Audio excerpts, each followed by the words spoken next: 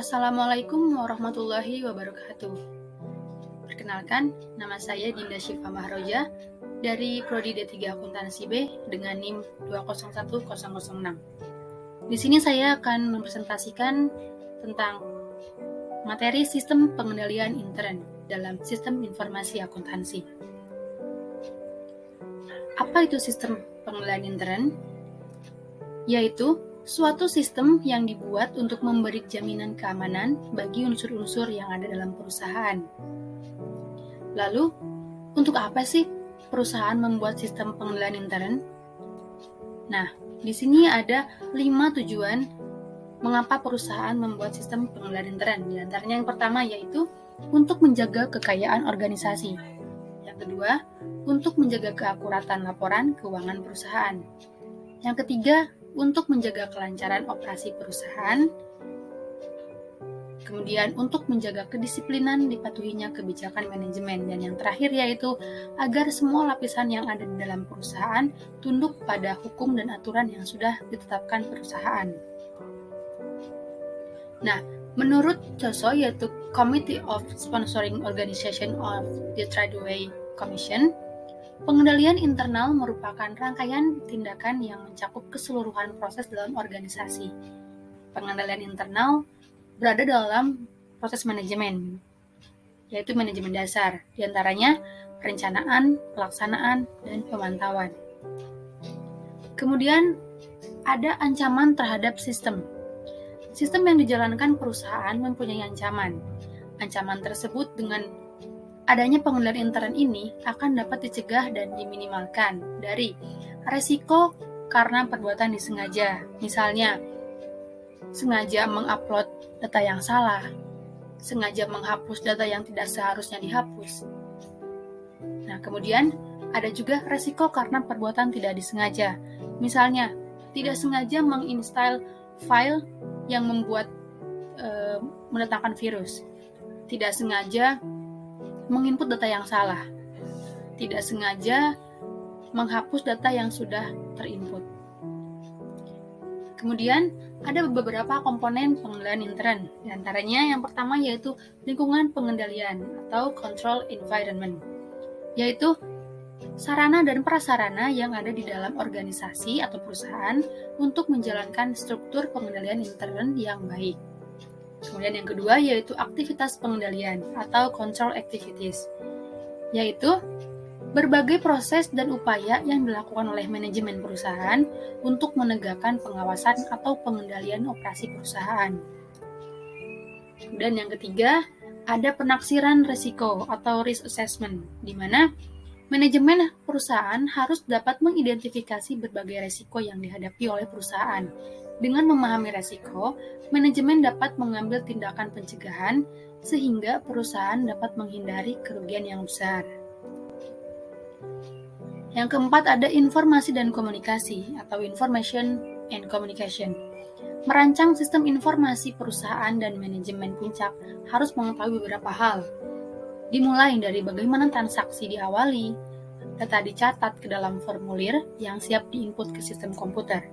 Lalu bagaimana file data dibaca dan diperbaharui isinya, yang kemudian data tersebut diproses agar menjadi informasi, hingga bagaimana transaksi itu berhasil.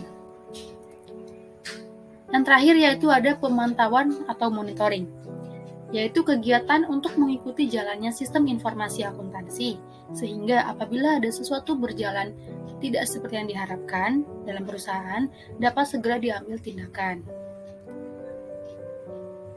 Nah, di sini ada beberapa jenis-jenis pengendalian intern. Ada 2. Yang pertama yaitu pengawasan akuntansi, di mana pengawasan akuntansi itu menjamin bahwa semua transaksi yang ada di perusahaan dilaksanakan sesuai otorisasi manajemen. Dan untuk harta berwujud perlu direncanakan tempat penyimpanan yang aman. Dan juga membuat catatan keluar masuk aktiva yang jelas. Sedangkan untuk harta tak berwujud yaitu dengan mematenkan hak cipta, hak logo atau seperti haki seperti itu. Lalu yang kedua ada pengawasan manajemen, di mana pengawasan manajemen ini mencakup pada semua departemen yang ada dalam perusahaan. Misalnya, untuk mencapai visi dan misi perusahaan, perlu kedisiplinan karyawan, inovasi produk, dan penjaminan mutu. Di sini dibagi lagi menjadi 2 macam. Ada pengawasan berdasarkan lingkungannya. Pertama, pengawasan umum. Penerapan kedisiplinan, pemberian kode pada dokumen, setiap transaksi sekurang-kurangnya melibatkan 3 karyawan pada bagian terpisah agar terhindar dari penggelapan. Yang kedua, pengawasan aplikasi.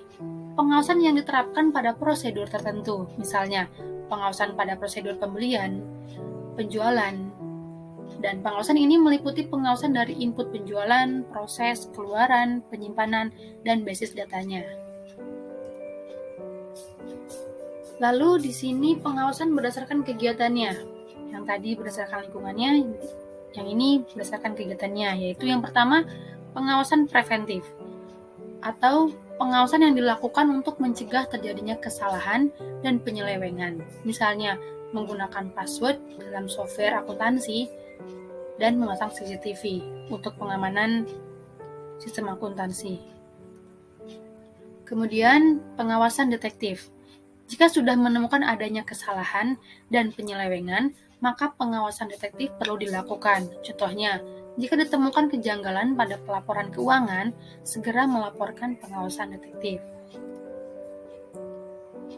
Yang terakhir yaitu pengawasan korektif, di mana pengawasan yang dilakukan untuk mengkoreksi kesalahan, memeriksa. Contoh, mengadakan pengawasan pada catatan penggolongan rekening-rekening atau akun-akun, apakah sudah tepat atau belum menggolongkannya. Kalau belum tepat, perlu dikoreksi. Dan yang terakhir, ada penyebab gagalnya pengawasan. Di antaranya, adanya kerjasama antara karyawan untuk melakukan kecurangan. Kedua, pengawasan kurang ditegakkan. Yang ketiga, kena kejahatan komputer. Jadi, untuk beberapa perusahaan yang sudah melakukan sistem informasi akuntansinya dikomputerisasi, dan bisa jadi penyebab kegagalan pengawasannya itu karena beberapa pencatatan dalam sistem komputer dihack atau sistem komputer diretas oleh hacker, di mana hacker ini adalah menggunakan meretas di sistem informasi dan akuntansi dan bisa mengubah apapun yang benar menjadi salah, yang salah menjadi benar. Seperti itu. Sekian dari saya. Terima kasih. Wassalamualaikum warahmatullahi wabarakatuh.